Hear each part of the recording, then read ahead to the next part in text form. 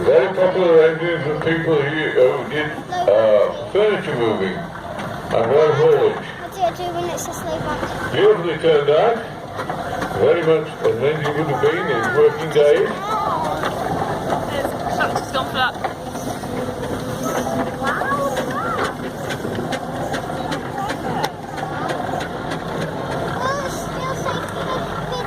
Now we have this rather fine Dad, that one is the fastest one. First steam engine, one of the last rollers actually kills dating from 1947 or thereabouts. Due to the King's Lynn Dock and Harbour Company. Can I do it? No, it's gone. Dad? That should have gone to a 1930s Western That design. one is the fastest one.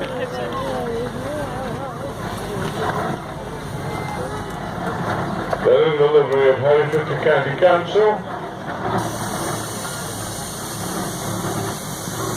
Rusty nuts. So called because when the owner acquired it, it literally was a heap of rusty nuts. A lot of time and effort been put into this one.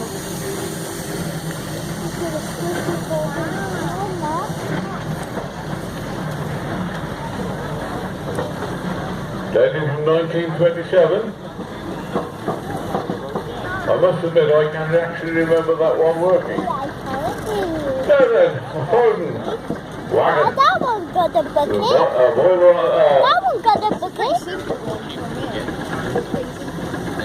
slightly contained it, shall we say, on the back. That would be nice, wouldn't it? 8-tonner. I'm guessing at 1920s because I have no notes on that one. There's the New Forest area. Look there, in there.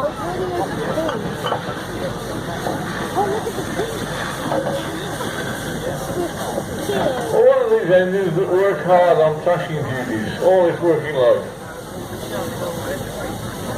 Now most of us would lovingly think of thrashing and associated with harvest time, but with the big farmers in the past, you could be thrashing for 9 months of the year. And when they weren't thrashing, they were hauling. And this is a superb example of Wallace Stevens Panther, built in 1912. It turns over like a sewing machine. It is beautiful. Dad? There isn't a rattle or a bang anywhere on that gearing. That's my biggest one. These are the big road haulage engines, so beloved of the contractors. Alright.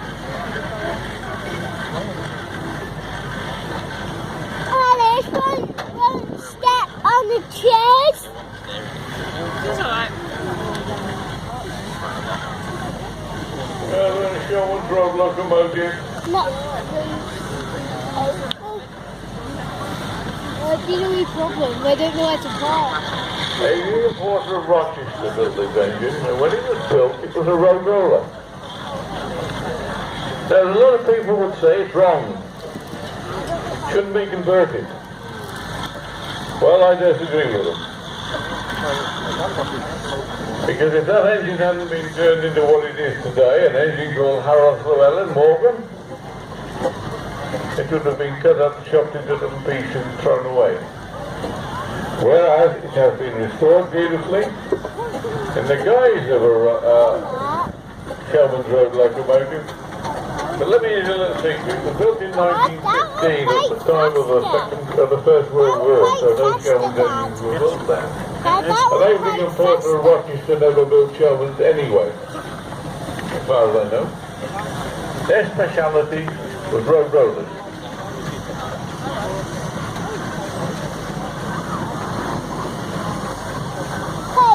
And here is a rather fine one with its original Aveling roof. They're a bit mean with their roofs, were Aveling. And I see it's got a whistle on there. I'm sure if you blows it with the lengthiest boiler. It's an enormous whistle. But a beautifully restored engine. Early riser. Oh dear me. Where are we? Early riser. My biggest I got before.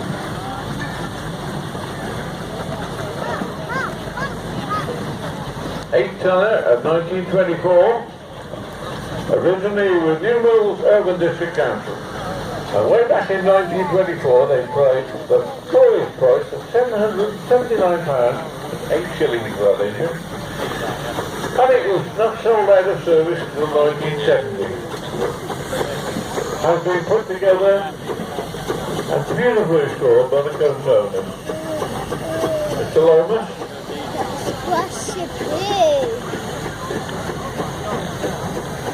I wonder how many modern vehicles will look like that. Road rollers? They vanish overnight. No, something quite unusual. A faster steam tractor, Annie.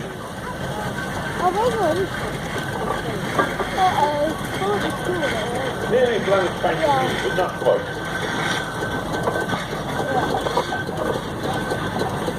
If you want to buy an engine now, you can buy one of those. You open your piggy bank and go along to the makers and they will make you one. Hence the registration of 09. Now, Wee McGregor started life as a little roller. Alice, do you mind That turned out as a Fowler light tractor, Tiger tractor. Then you could buy one of those. One of the last steam engines built by Fowler in the late 1930s. It's got a number plate on, whichever one it is. You could buy this one. Annie, that's it.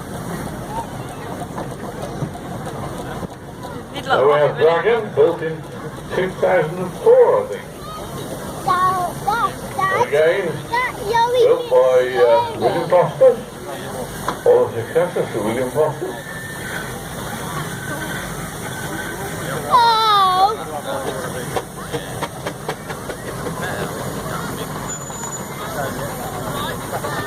And now we have another engine. It started life as a Kelsall tractor. It started life actually in 1957 as a road roller and derelict at a farm in Yeovil. Michael Brain, then the Forest Dean, rebuilt it, turned it out as a showman's tractor, and again, the same thing applies as I said before. Now we have an engine which gladdens my heart. Supremacy. Lining up. Used by Cardoners in Scotland. Brought into Shropshire and used for thrashing duties by W.A. Bishop and Sons. Later operated by Bishop Brothers of Burley, Crowden Arms. Supremacy was one of the series of Shellman's engines that they used for thrashing, all of which have survived into preservation. The last of the Bishop Brothers, Les, sold that engine, and it was sold to a gentleman who probably put it to one side and forgot about it. It's now turned out almost that time. They cleaned and polished the brasses. I must admit, when I first saw it yesterday, I didn't shed a quiet tear, because I remember it in the days when it was Bishop Brothers. Saul, Les and Percy. They were steam contractors. They worked out of a little place called Burley in South Shropshire. They had tote wagons, they had tote tractors, and they had a succession of Sheldon steam road locomotives. Mr. Porter. Yeah, it's huge, isn't it? Huge and old. They're probably restoring it. It's a bit more work though, I think. Takes it over. Is it going so slow because of how long? Well, Ernie, No, not sure why. a 10-tonner of 1913, used as a Leyland Urban District Council from 1913 and then used till 1963. I was the biggest thing. Now the ball tractor. It started life in agricultural work.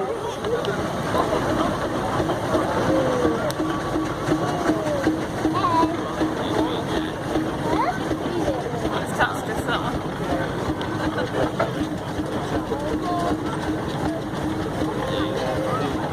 And Angelina. Foden steam logic converted to Sherwood use, an 8-ton D-type, originally owned by a firm called Brunton's, then with Brocklands, and then with Hardwicks.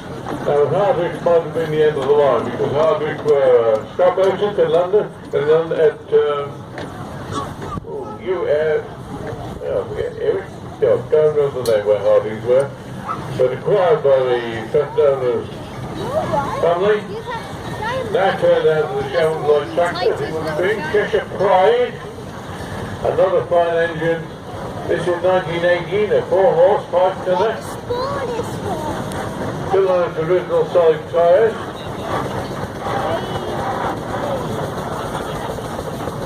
And a bit of more wonder. Scale model.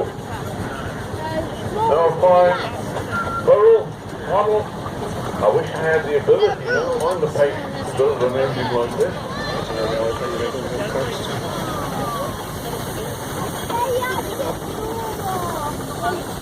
Well, the small ones go slower. Another fine Foden wagon.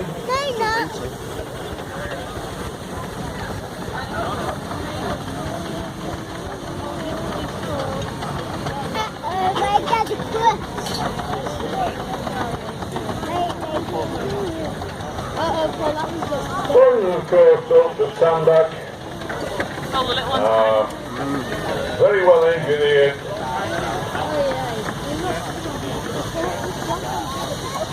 I must admit to a certain bias coming across here. There we are, another beautiful scale miniature. I mean, smaller one. He's plastic. Betty. He's the smallest one in the field. Boxer. That must be scary to be on that tiny one. That's the tiny one. That's the tiny one. And Patricia. Now Patricia this year turned out the tractor, sometimes it turned out that Mr. Benyon with his Uniflow.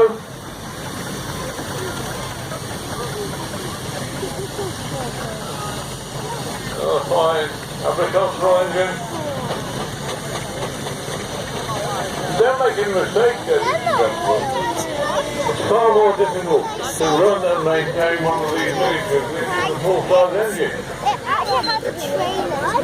Because with a full-size engine, you can always take a big spanner and a big hammer.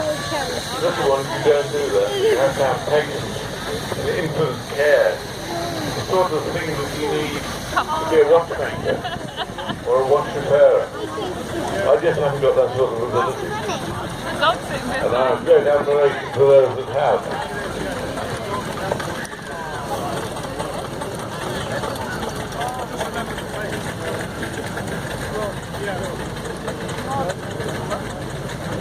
Last but not least, we have Sammy. Oh no, not fast. No, Mr. Durden from the Ruru.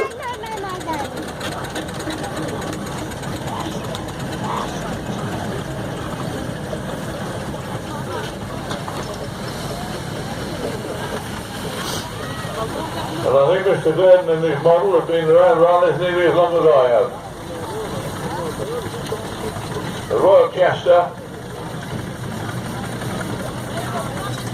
I think there were more models of the Royal Chester built than anything else. Well, here we have this, Chester Pride. War Department, 1918. Subsequently was the, Croydon District Council, that's right. Will it blow all the whistles? And it is a typical Foden wagon. Notice the rear axle has facility for a winch cable that's driven by a chain passing through the cab between the driver and the fireman. And then I wonder what the health and safety executive going to make of that today. It must be unguarded. That's the steam now. But that was both the strength and the weakness of the Foden wagon of that period. biggest one. It lost out to the overtype wagons of the Sentinel Company, of various other manufacturers who produced wagons where the cab was well forward and it gave them more cartage space. At the same time, the Foden was very, very useful when it came to handling trailers. We saw Angelina, the Foden with the generator on the front. Some years back, I remember seeing a photograph of a Nantwich-based showman pulling out of a fair in Wellington himself, and he had just such an engine to take his fairground and provide his power.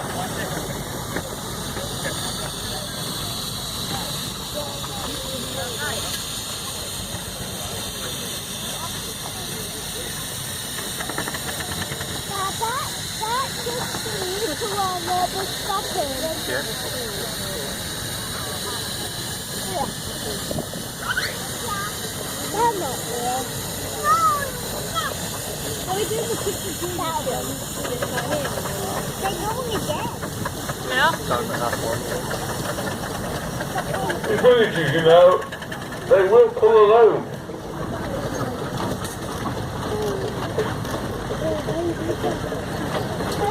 And in comparison with their bigger brothers, the load that they can shift in proportion is much, much larger.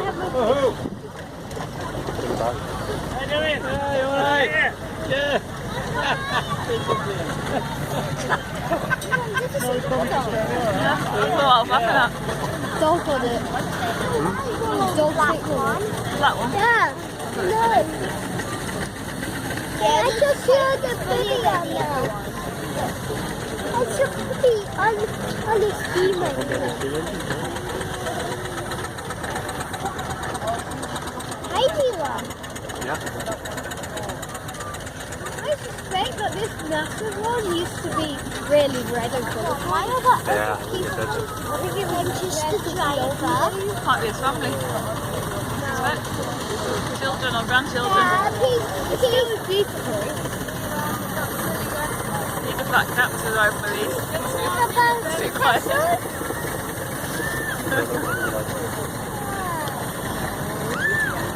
Okay, quite.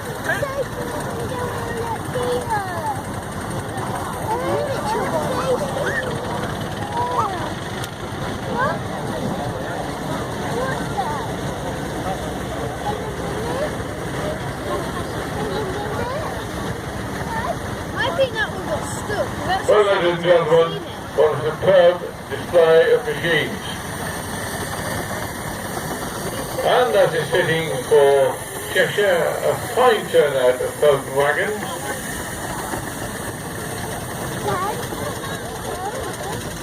I've got to be very careful what I say here, else I will not be allowed out of the Why county. is it another big one? The Foden Speed 6 was a very fine machine. But they carried on producing it when they should have stopped. It nearly bankrupted.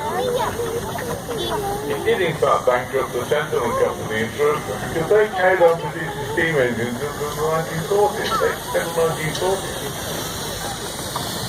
And they were undoubtedly the finest steam engine ever built.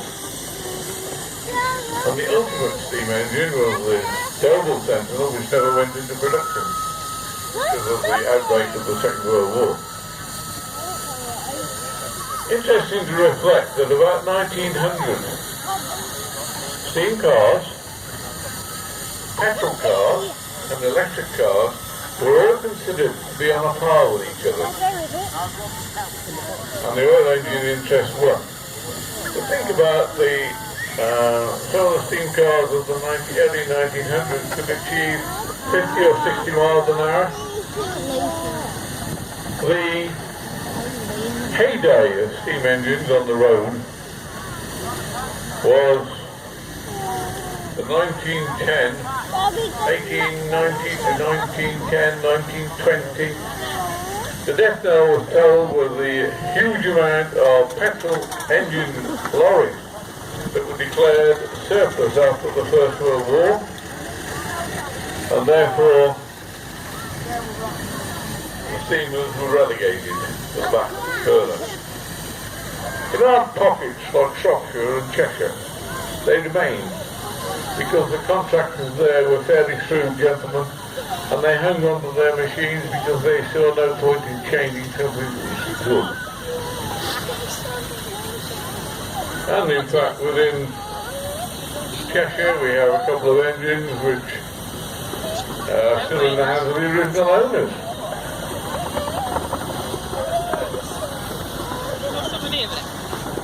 But by 1920, except for the fairground, the engines were starting to go. The last commercial use in the original sense of the word was probably the Birmingham Onion Fair when Pat Collins' engines turned out 1950s.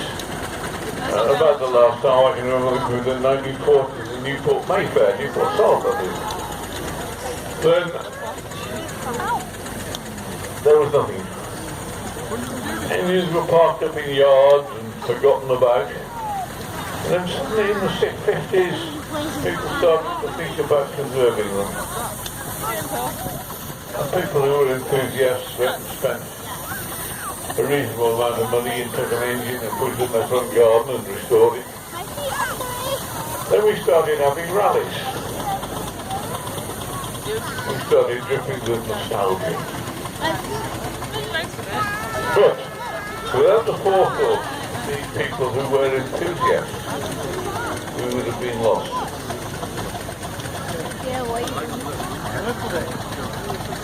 Now here's Mr. Splendid coming around with his wagon, showing exactly what can happen if you work at it hard and keep it going.